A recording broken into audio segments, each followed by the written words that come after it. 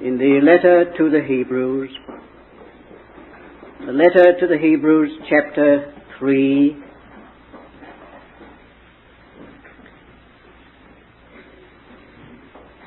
and the first verse.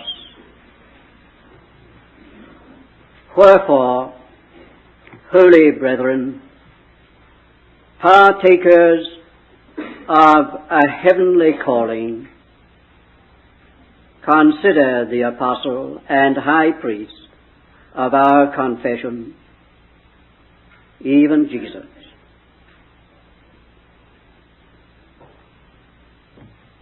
I want to put a ring around that fourth word, partakers of a heavenly calling. That is, for the moment, the purpose of this brief meditation, the focal point. But, as you see, it is in the course of a process suggested by the first word of the sentence, wherefore. It is a matter of common knowledge that this letter to the Hebrews is one full of comparisons and contrasts. They are very many. At this point, they relate to two houses and two people responsible for and in those two houses. Two houses, as you notice in the immediately following words. On the one side, in the first place, that of Moses, in which he was faithful as a servant. On the other side, the house of Jesus, in which he is son, and over which he is head. The word house, of course, is more literally an economy, an order of God in this dispensation. So, on the one side there's the earthly house, on the other side the heavenly, in contrast. On one side the temporal, on the other side the spiritual. On the one side, as it says, that which came through angels. On the other side, that which has come through God's Son. The whole letter has as its object the superiority, the greatness of the letter over the former. These words with which this chapter begins tell us something or indicate something as to the constitution of this heavenly, spiritual, so much superior house when it uses these words, wherefore, holy brethren, partakers of a heavenly calling, holy brethren, they constitute this house. Holy house, then, is comprised and composed of those who are separated from one whole system, realm, and nature unto God, unto another order, separated from the world, from sin, from death. That is the meaning of the word holy. Holy. Separated. Brethren. Holy brethren. Beautiful title for the house of God. A family of holy ones, of separated ones. This is the superior nature of this house. We would like to stay much with that because there's much said about it earlier, about Christ singing in the midst of his brethren, and not ashamed to call them brethren, saying, I and the children which God hath given me, and so on. All leading up to this, holy brethren, the heavenly, spiritual house is a house of sanctified brothers and sisters. It's a holy family. But then we come to the special point for the moment, the particular designation and conception of those who are of this house. Wherefore, holy brethren, partakers, an unfortunate translation.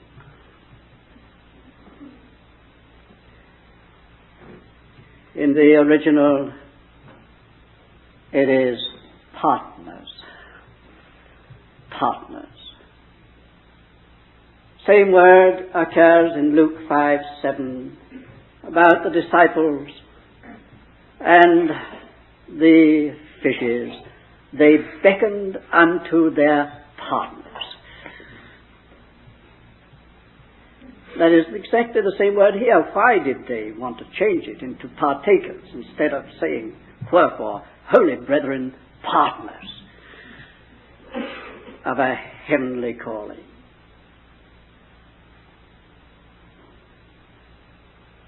There are many designations in the Word of God of the Lord's servants. We are familiar with bond slaves of Jesus Christ, ministers of Christ, stewards of the mystery, fellow workers, and so we could go on. A great number of titles and conceptions of the Lord's servants in the Lord's house. But here is one by itself. And if we could really just catch its peculiar and particular meaning, see that it goes a little further than many of the others. Practically all of those other titles carry the idea of delegated responsibility. A servant, for instance. Well, he is entrusted as a servant with responsibility. A steward, he is entrusted with resources. It's something delegated to him. And so all the other titles have that idea bound up with them. But here is something which goes beyond. Partners. Partners in a heavenly calling.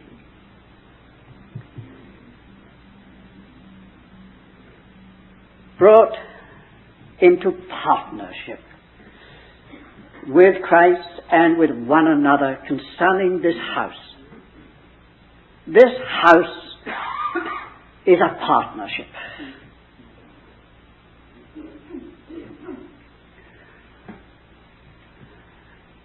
I'm quite sure, dear friends, that you are impressed almost every day that you live with the difference between an employee and a partner. We can see it. It shouts at us everywhere. I've been in the house in Kilcreggan during this week while the work has been going on. the employees have been at work. They think nothing of working and then going after their meal and leaving all the electric light on. Saw a young fellow with a large light on, working, putting on his coat, making for the door. I said, "Where are you going?" "I'm going home to dinner." "Why leave the light on?" "Oh, I never thought about that."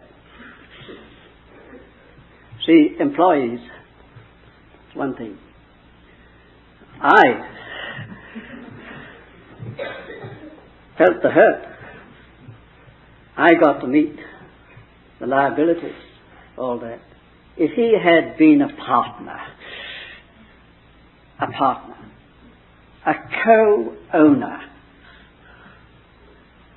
he'd been very, very careful about that house, about all sorts of little details, because as a partner he is involved in all the liabilities.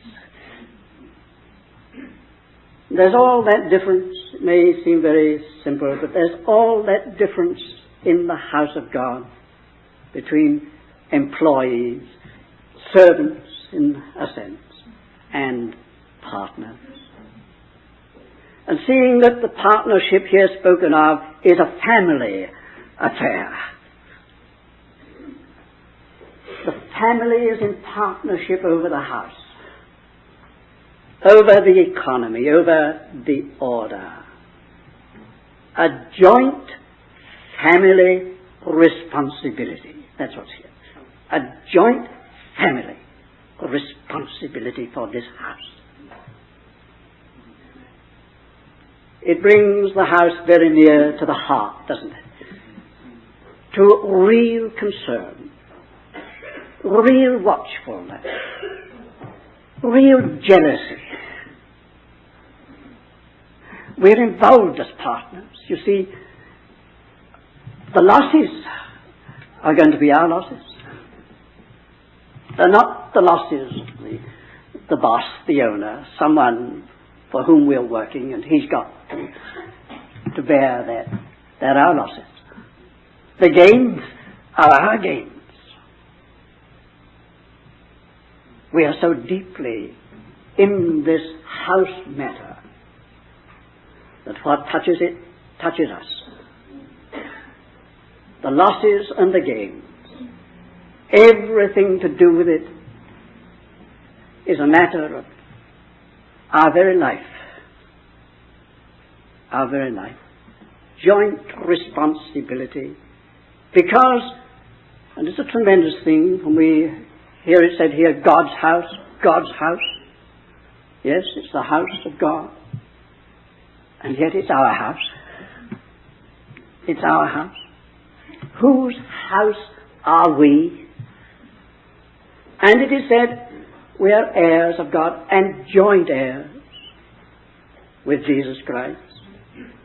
This is our house. It's a joint ownership. It belongs to us in a spiritual sense. It's a part of us. And we are joint sharers in all the interests of this house.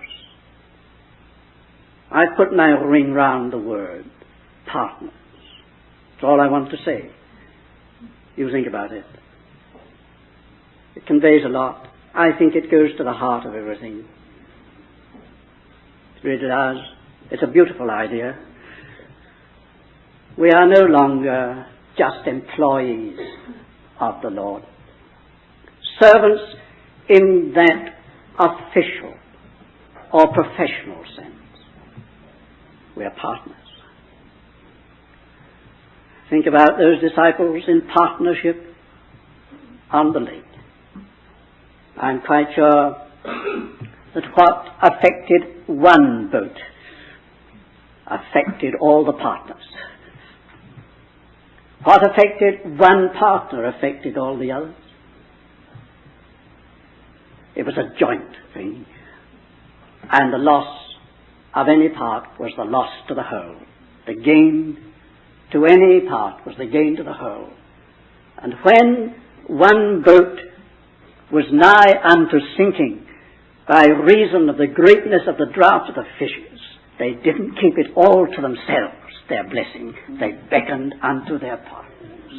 They shared their blessing. That's the house of God. May He just convey to us His own meaning in this: holy brethren, partners in a heavenly